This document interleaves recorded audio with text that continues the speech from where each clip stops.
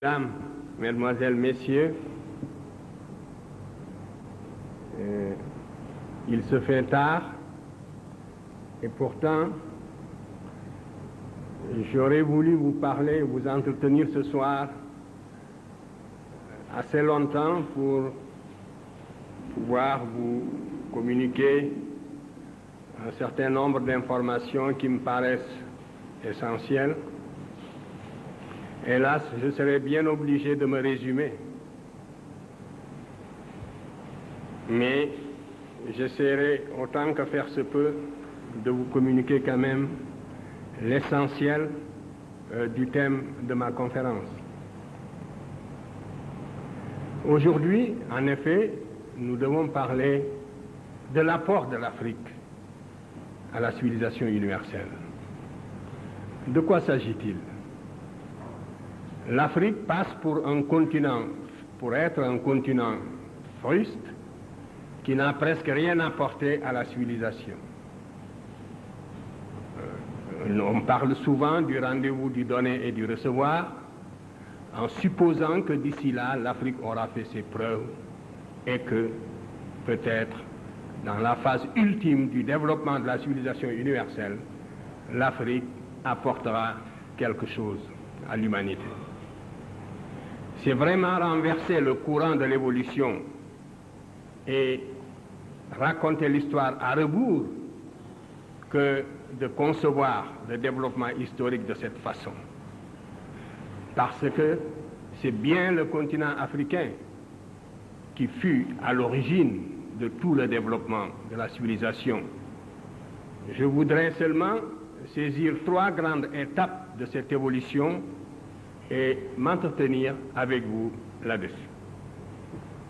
Au tout début donc, maintenant cette question ne se discute plus âprement, mais il y a une trentaine d'années, pour être sérieux, il ne fallait pas considérer que l'Afrique puisse être réellement le berceau de l'humanité. C'était une idée qui paraissait extrêmement saugrenue et il fallait même faire preuve d'un grand courage intellectuel pour avancer une telle pensée.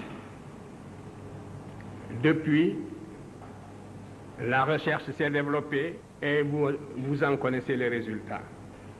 Nous savons aujourd'hui que l'Afrique est bien le berceau de l'humanité.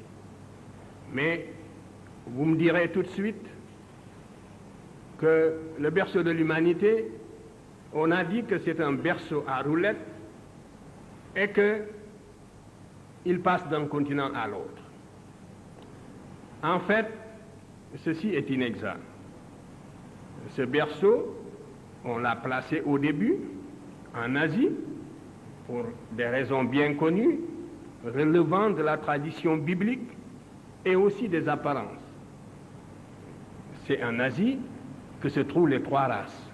On a en Asie des noirs, des blancs et des jaunes, et la tradition biblique aussi plaçait le berceau de l'humanité sur ce continent. De la sorte, les premiers archéologues, tels Sir Bernard Boulay, ont essayé de vérifier la véracité biblique.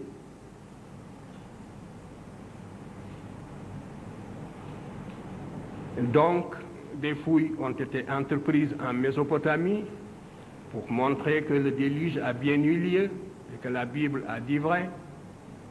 En Asie, on a trouvé le pithécanthrope.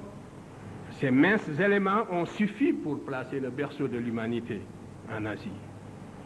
Mais dès que la recherche s'est intensifiée, on s'est aperçu que c'est vers l'Afrique plutôt qu'il faut regarder, d'autant plus que des auteurs comme Darwin avaient déjà suggéré cette idée-là.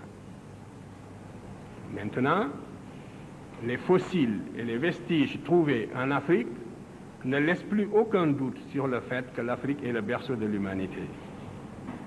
Et depuis que le berceau a été placé en Afrique, je vous l'ai dit, il ne l'a plus quitté.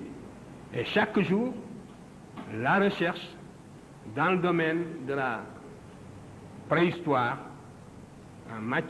dans le domaine de l'archéologie préhistorique, prouve que l'Afrique est bel et bien le berceau de l'humanité.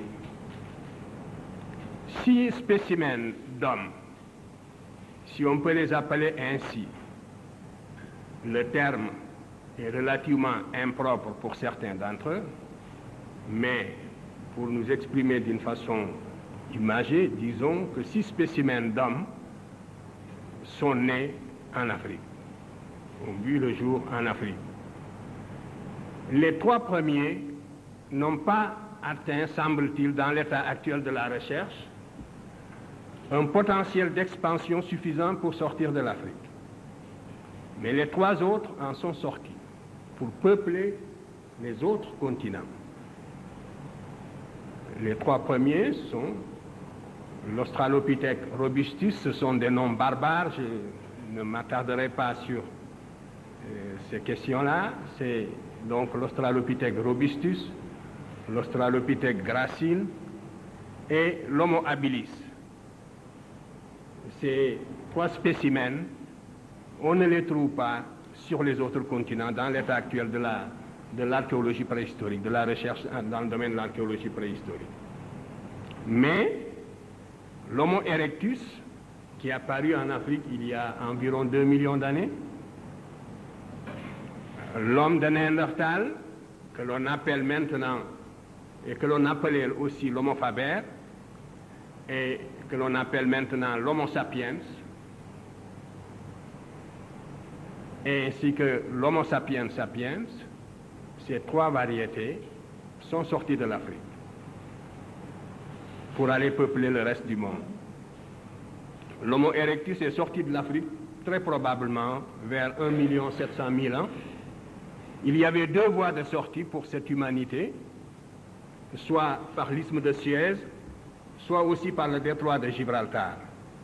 Ce sont les voies qui ont été pratiquées par la première humanité née en Afrique sous la latitude du Kenya, dans cette région de l'Afrique de l'Est, qui comprend à la fois l'Éthiopie, le Kenya, la Tanzanie et même l'Afrique du Sud. Donc, cette humanité qui est née dans cette région est sortie de l'Afrique par l'isthme de Suez et par le détroit de Gibraltar. L'Homo erectus est entré en Europe il y a environ 400 000 ans. Il a été suivi par l'homme de Néandertal, très probablement vers 100 000 ans ou 150 000 ans. Et l'Homo sapiens sapiens lui-même, c'est-à-dire l'homme qui est à la fois comme vous et moi, c'est la dernière forme, si vous voulez, de l'humanité. L'Homo sapiens sapiens est sorti de l'Afrique il y a 40 000 ans et est allé peupler également l'Europe. Voilà donc le processus de la formation, si vous voulez, de l'humanité, de l'apparition de l'humanité, et aussi